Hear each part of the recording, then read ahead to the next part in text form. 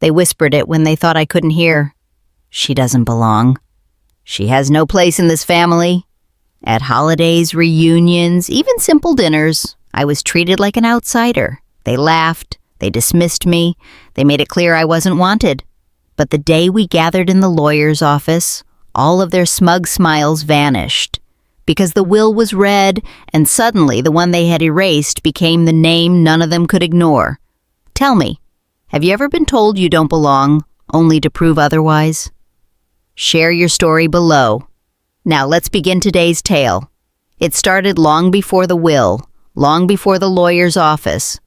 The truth is, I had felt like an outsider for years. Whenever the family gathered, there was always a seat for me, but never a place. Conversations flowed around me, laughter skipped past me, and I was left holding plates, pouring drinks, serving quietly in the background. At birthdays, I was thanked politely, but never included in the inner circle. At holidays, they exchanged inside jokes while I smiled along, even though the punchline was never meant for me. And when it came to decisions, big or small, I was never asked, never considered. They spoke about the family as though I weren't sitting right there at the table. One Thanksgiving, I overheard it clearly. My sister-in-law's voice, sharp but hushed. She has no place here. She's just there. Another relative chuckled, agreeing, as if I were invisible. I remember gripping my fork tightly, forcing a smile as my heart cracked.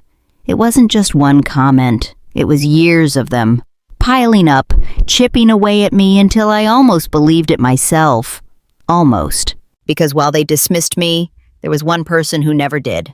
The matriarch of our family, the one whose opinion mattered most. She had always seen me. She had always thanked me, pulled me aside to ask how I was, reminded me quietly that she appreciated everything I did. She didn't say much, but she noticed. And sometimes being noticed is everything. So when she passed, grief cut deep. But as we gathered for the reading of her will, I thought I knew what to expect. I thought I'd be brushed aside again, treated as though I were invisible. They filled the lawyer's office with their confident chatter, trading smug smiles, already dividing up what they assumed was theirs. And I sat quietly, folding my hands, waiting. Because deep down I had a feeling that the woman who had always noticed me had left behind one last word. And when the lawyer opened the folder and began to read, the air in the room shifted. The lawyer cleared his throat, adjusting his glasses as the room fell quiet.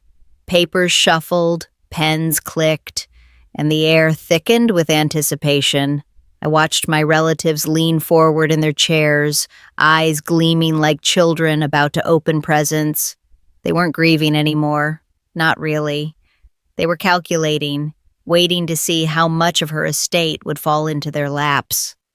My brother's wife whispered, "The house will be ours, you'll see." Another cousin smirked.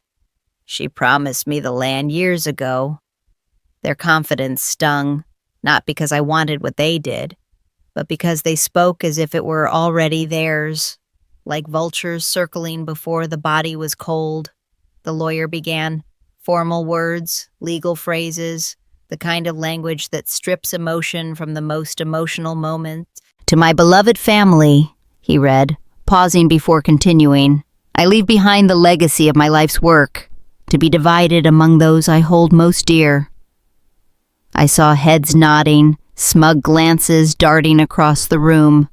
They were ready to grab their share, ready to confirm what they believed all along, that I had no place in the family, and certainly no place in her will. The lawyer listed a few things at first: small keepsakes, mementos given to grandchildren, jewelry passed down to daughters. Each name called brought a satisfied smile, each pause in the reading followed by eager whispers. Then came the property. The room stilled. "To Margaret," the lawyer read clearly, "I leave the family home and the surrounding estate in gratitude for her unwavering loyalty, sacrifice, and presence when others turned away." Silence. Absolute silence. I felt every pair of eyes whip toward me. Shock painted across their faces, mouths open, brows furrowed. The house? The land? It was unthinkable to them. "She can't be serious," one cousin blurted out. "This must be a mistake," another hissed. But the lawyer didn't flinch. He tapped the papers gently. "It is written here, signed and notarized. These were her wishes." My heart pounded in my chest. I hadn't expected that. Not so much. Not something so monumental. I had hoped for a word, a gesture, a small token that said, "I saw you." But this was undeniable proof, carved in ink, that she had valued me more than they ever realized. The relatives shifted in their seats, their earlier smugness replaced by anger, confusion, and something that looked very much like fear, because the will had spoken, and it had rewritten the story they'd been telling for years, the story where I was invisible, the story where I didn't belong. And now, in a single sentence, that story had been shattered. The silence broke like glass. "She didn't mean that," my cousin snapped, her voice sharp. "There must be another page. Check again." "Yes," another chimed in, leaning forward aggressively. "She promised that house to all of us. She said it was the family's, not hers to give away." The lawyer adjusted his glasses, unfazed.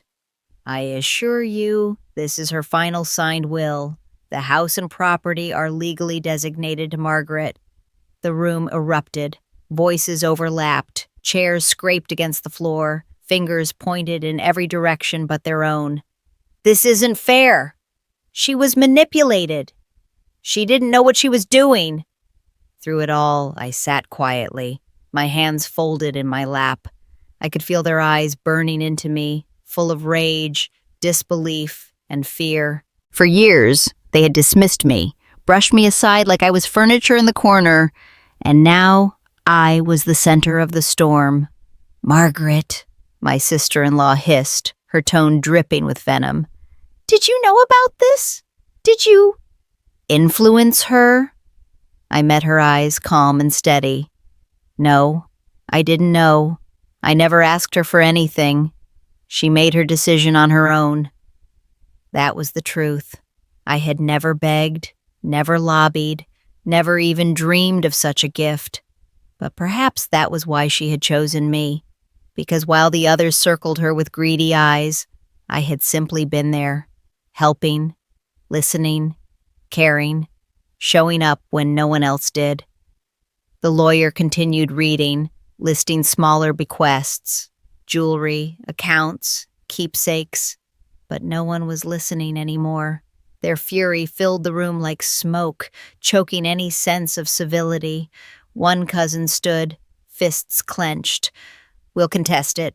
We'll take this to court." She was old, she was confused. "This won't stand!" The lawyer's voice remained even. "You're welcome to contest, but this will is clear. It will hold." And with that, the room shifted again, anger giving way to a heavy, suffocating silence. I sat there, my heart steady, my face composed, not because I wanted to gloat, not because I enjoyed their shock, but because, for the first time in years, I felt seen, validated. The woman they had called irrelevant, invisible, unworthy, was now the one name they couldn't ignore.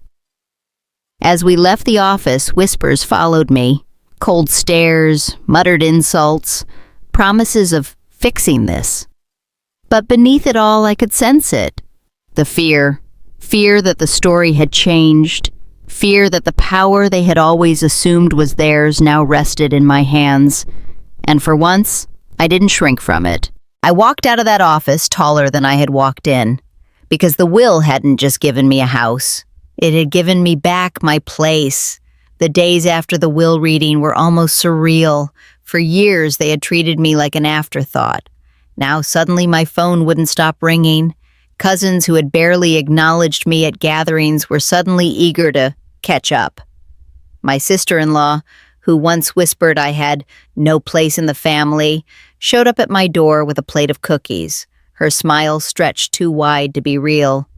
"It's been too long," she said sweetly, as if we hadn't seen each other just weeks ago in that lawyer's office.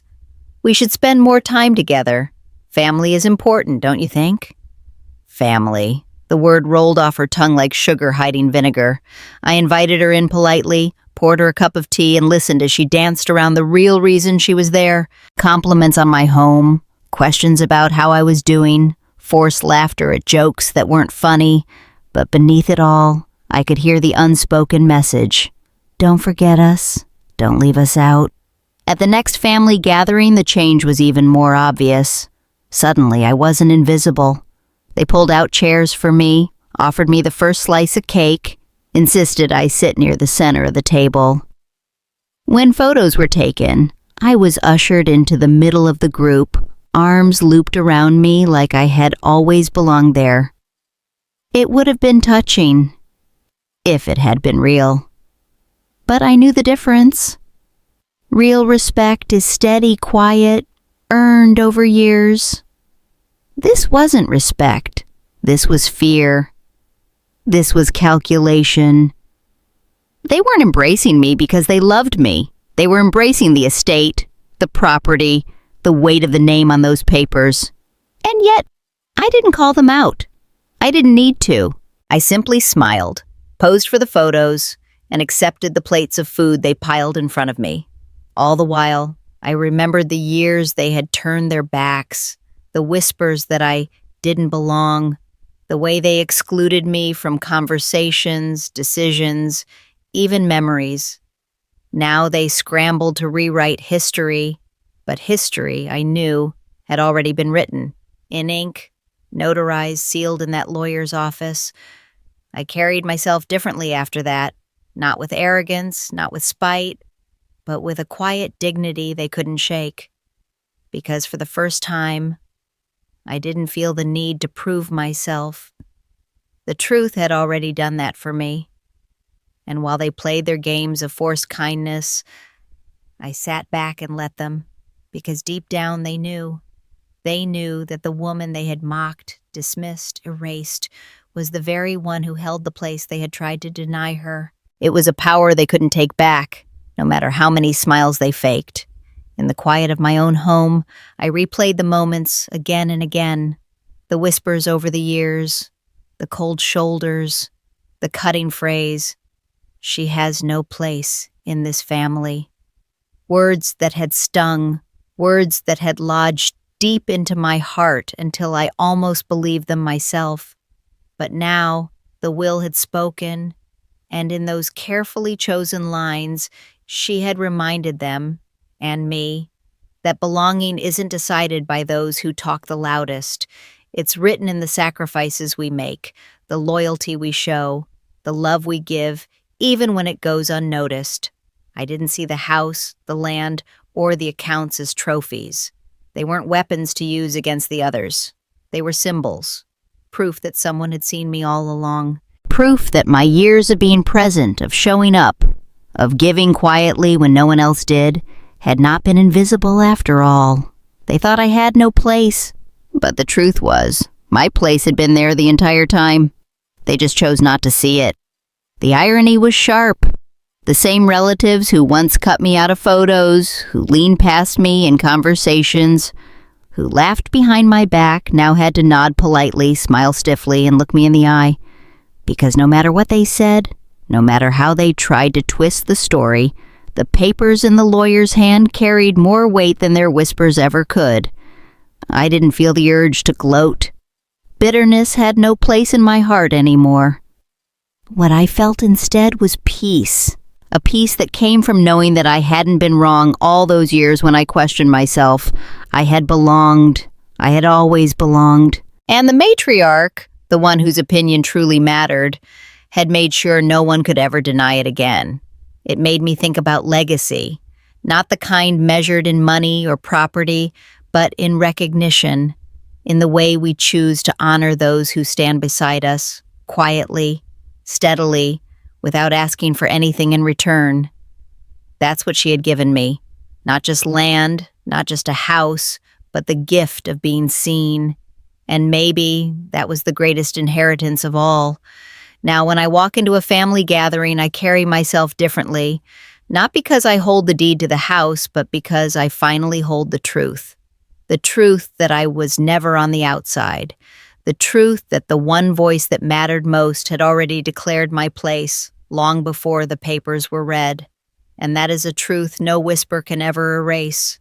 So here's what I've learned. Sometimes people will try to decide your worth for you. They'll whisper, exclude you, tell you that you don't belong. And if you're not careful, you start to believe them. But the truth has a way of rising, often in the moments you least expect. That wasn't just about property. It was a declaration, a reminder that love and loyalty carry more weight than gossip and greed. The ones who truly see you will always leave their mark. And sometimes they make sure the whole world sees it too. Tell me, have you ever been dismissed, only to be proven essential in the end? Share it in the comments below, and stay with us, because more stories of quiet justice and unexpected turns are just around the corner.